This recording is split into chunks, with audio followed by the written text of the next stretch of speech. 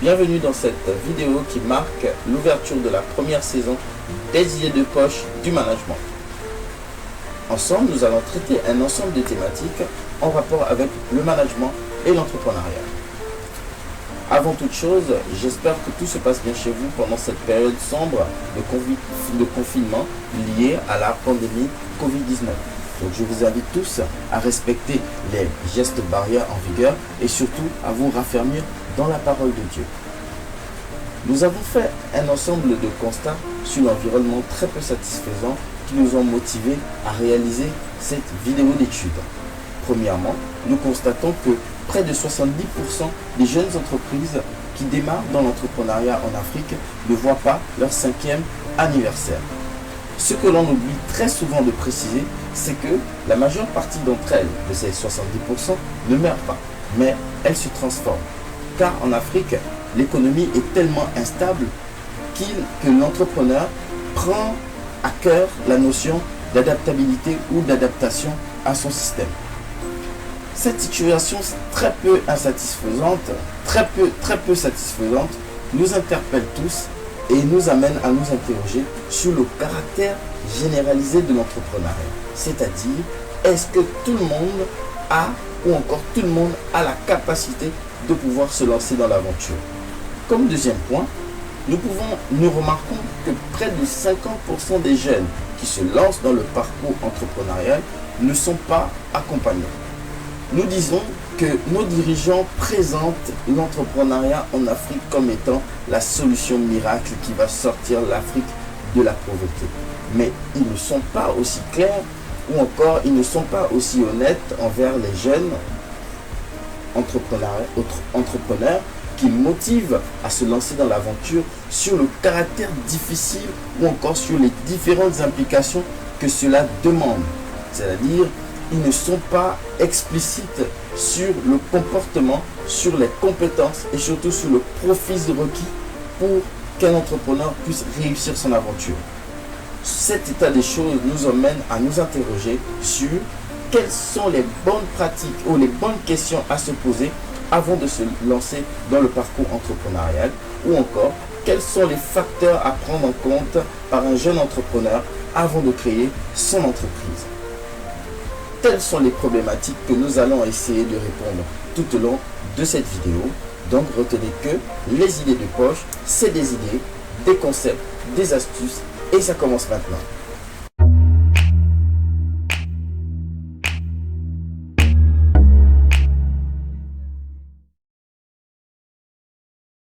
Bon retour sur votre chaîne Les Idées de Poche, votre plateforme qui traite et diffuse pour vous des idées utiles de la science, du management et de la gestion. Je suis Aka, votre facilitateur dans le cadre de cette vidéo. Like la vidéo si tu aimes le contenu et surtout n'oublie pas de t'abonner à ma chaîne. Ce sera très encourageant et tu peux activer la petite clochette si tu veux être informé de toutes les nouvelles vidéos que je vais publier. Notre thème d'aujourd'hui, c'est entreprendre en Afrique. Que faut-il savoir? Ou encore, quelles sont les questions à se poser avant de créer son entreprise? Ou quels sont les facteurs ou les raisons à prendre en compte avant de développer son parcours dans l'entrepreneuriat? Nous avons regroupé les réponses à ces questions sous 3 catégories. La première catégorie, c'est les changements. La deuxième catégorie, c'est le profil demandé. Et la quatrième catégorie, c'est les compétences requises pour être un entrepreneur. En termes de changement, entreprendre en Afrique, c'est accepter les changements de conditions de vie. Parce que ce qui est clair, c'est que votre vie va changer. Vous allez manquer drastiquement de temps et de distraction. Cela peut s'expliquer de la façon suivante. Vos journées de travail vont se rallonger. À la limite, elles vont devenir interminables. Lorsque j'ai commencé ou j'ai créé ma première entreprise, je ne dormais plus. Il m'arrivait de faire des jours sans dormir.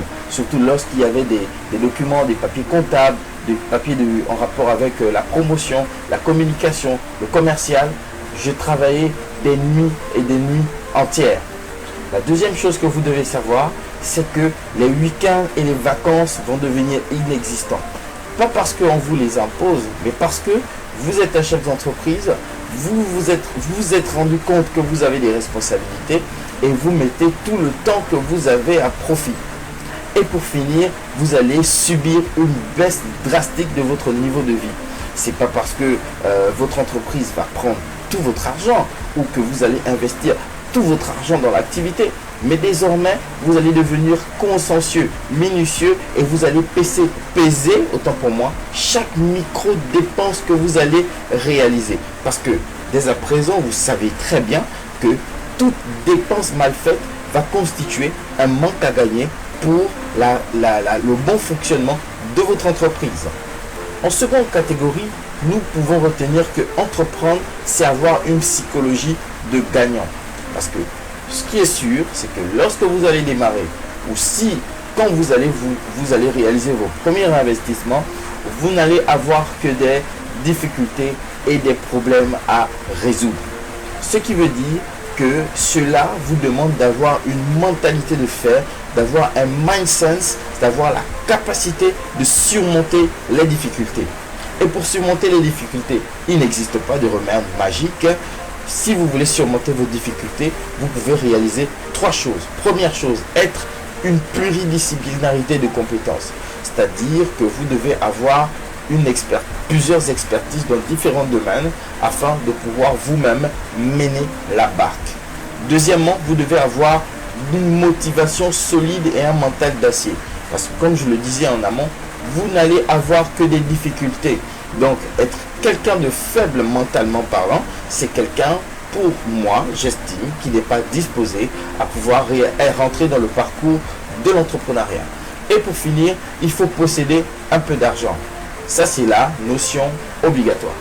Vous ne pouvez pas entreprendre et ne pas avoir ne fût-ce que 15% du financement de ce que vous voulez réaliser.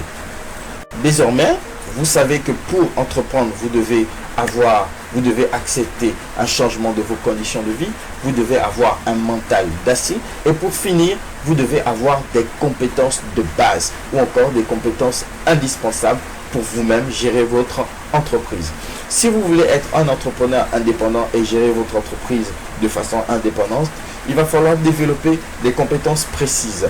Je les ai regroupées en termes de couple pour que vous puissiez comprendre de quoi il s'agit de la meilleure des manières. Premièrement, vous deviez développer des compétences dans le commercial et dans la communication.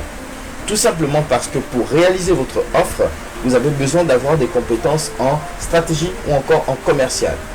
Et pour embellir votre offre, la promouvoir et la valoriser, vous devez avoir des compétences de base en communication d'entreprise. Deuxièmement, vous devez avoir des compétences dites techniques et management. Le projet, l'entreprise, etc., c'est une multitude d'activités et une multitude de projets qui doivent être échelonnés de façon linéaire dans le temps. C'est la raison pour laquelle vous devez développer un certain nombre d'outils en rapport avec la gestion de projet, mais aussi en rapport avec la gestion des ressources humaines et de management. Pour finir, des compétences en comptabilité et gestion.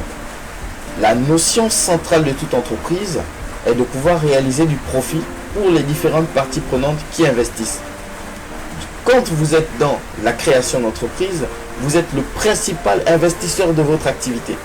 Donc, vous devez être en mesure de pouvoir organiser, gérer et surtout pérenniser votre rentabilité à long terme pour que votre entreprise puisse en bénéficier à long terme.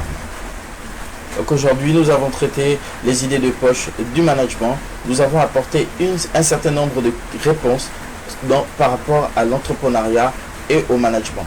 Aujourd'hui, notre thème, c'était entreprendre en Afrique. Que savoir? Que faut-il retenir?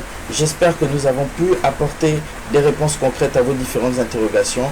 Laissez des commentaires pour ceux qui ont aimé le contenu, pour ceux qui ont des ajouts du contenu ou encore qui voudraient faire des objections.